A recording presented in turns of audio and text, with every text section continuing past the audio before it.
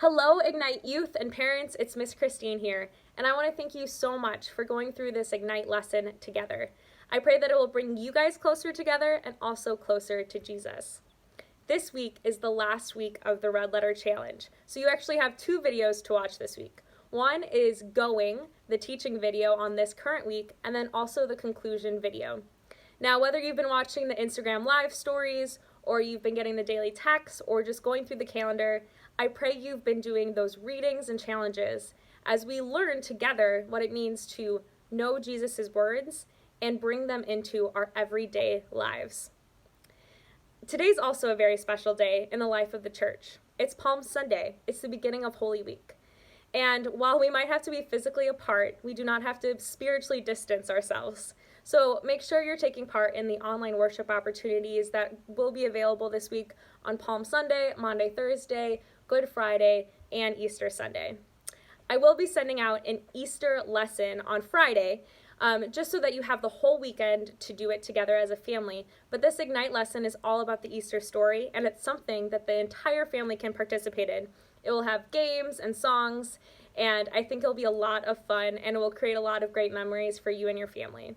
One of the materials for one of the games is large marshmallows or Peeps. So if you are going to the grocery store, pick up some of those so you can participate in that game. It will be an awesome time for you and your family to celebrate the resurrection story of Jesus Christ. Finally, I wanted to share with you some encouragement, and this is from God Will Carry You Through. It's a book by Max Lucado, and it gave me a lot of comfort, so I thought I would read it to you. You'll get through this. You fear you won't. We all do. We fear that the depression will never lift, the yelling will never stop, the pain will never go away. We wonder, will this gray sky ever brighten, this load ever lighten?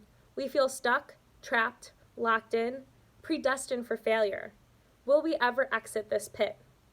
The answer is yes. Deliverance is to the Bible what jazz music is to Mardi Gras, bold, brassy, everywhere. Deliverance, out of the lion's den for Daniel, the prison for Peter, the whale's belly for Jonah, Goliath's shadow for David, the storm for the disciples, disease for the lepers, doubt for Thomas, the grave for Lazarus, and the shackles for Paul. God carries us through stuff. Through the Red Sea onto dry ground, through the wilderness, through the valley of the shadow of death, and through the deep sea. Through is a favorite word of God's. When you pass through the waters, I will be with you.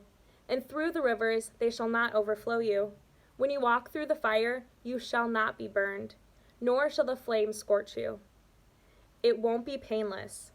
Does God guarantee the absence of struggle and the abundance of strength? Not in this life. But he does pledge to reweave your pain for a higher purpose. It won't be quick. Joseph was 17 years old when his brothers abandoned him. He was at least 37 when he saw them again. Another couple of years passed before he saw his father.